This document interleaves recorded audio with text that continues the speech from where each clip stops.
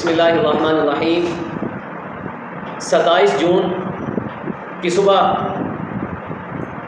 دریائے سوات کے اندر 18 افراد دریائے سوات کی بے رحم لہروں کی نظر ہو گئے، مگر کیوں؟ کیا ان کو بچایا نہیں جا سکتا تھا؟ کیا ان کو بچانے کے لیے ہیلی کاپٹر موجود نہیں تھا؟ کیا ان کو بچانے کے لیے 1122 درکار نہیں تھی؟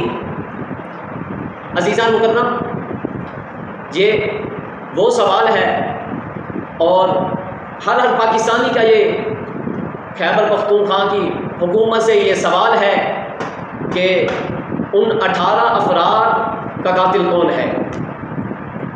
ان 18 افراد کو کیوں نہیں بچایا گیا، جبکہ وہ 2 گھنٹے تک، تقریباً 2 گھنٹے تک پکارتے رہے ہیں کہ ہماری مدد کے لیے آؤ، خدارا ہماری مدد کے لیے آؤ، ہم پھنس چکے ہیں۔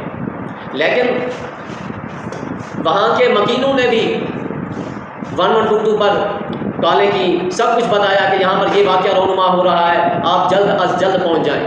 لیکن اس کے باوجود بے حس انتظامیہ جو کہ 1122 1 گھنٹے کے بعد پہنچ رہی ہے، اور جب وہاں پر پہنچتی ہے تو کیا کہتے ہیں کہ ہمارے پاس وہ والا سامان نہیں ہے کہ ہم ان لوگوں کو ریسکیو کر سکیں۔ کیا وہاں پر ہیلی کاپٹر کے ذریعے ان کو نہیں بچایا جا سکتا تھا؟ ہاں، یقیناً ان کو بچایا جا سکتا تھا ہیلی کاپٹر کے ذریعے۔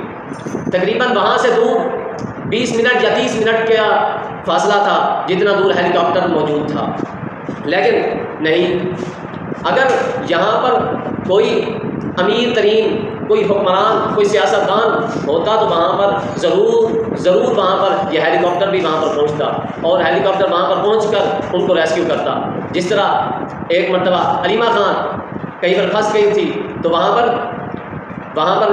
ہیلی کاپٹر کے ذریعے اس کو ریسکیو کیا گیا تھا۔ کیا اس کی جان ان 18 جانوں سے زیادہ قیمتی تھی؟ کیا وہ حکومت جو اس صوبے کے اندر تقریباً 12 سال سے وہ پارٹی حکومت کر رہی ہے، کیا وہ ان 12 سالوں کے اندر اپنے ریسکیو کے محکمہ کو بہتر نہیں بنا سکی؟ اور وہ جو دعوے دار تھے کہ ہم پاکستان کو ریاست مدینہ بنائیں گے، مگر ان کے یہ دعوے کہاں گئے؟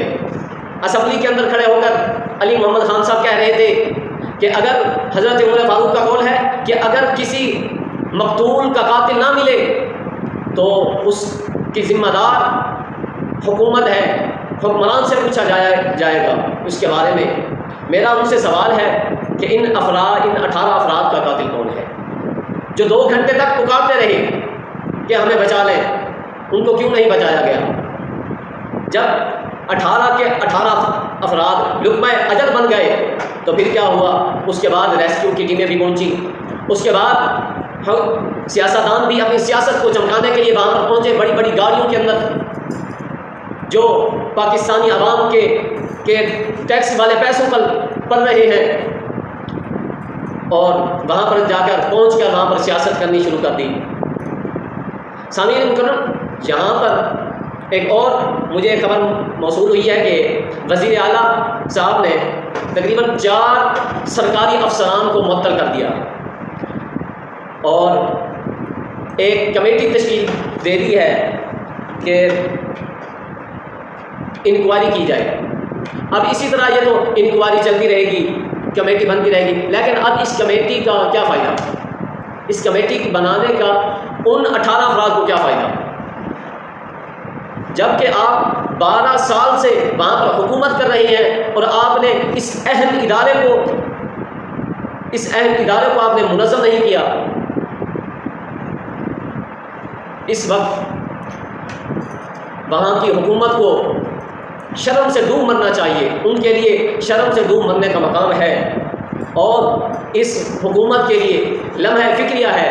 اور وہاں کے وزیر اعلیٰ صاحب، ان کو چاہیے کہ وہاں پر سیالکوٹ کے اندر جائیں اور ان کے خاندان والوں کے پیر پکڑ کر ان سے معافیا مانگیں کہ یہاں پر غلطی ہماری ہے، ہمارا سسٹم جو ہے وہ کمزور ہے، ہم ان کی حفاظت نہیں کر سکے۔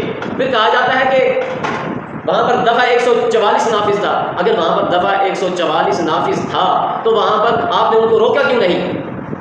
وہاں پر سیکیورٹی کے ادارے وہاں پر کہاں پر موجود تھے کہ جو ان کو روکتے، وہاں پر نہ جانے دیتے؟ لہذا اب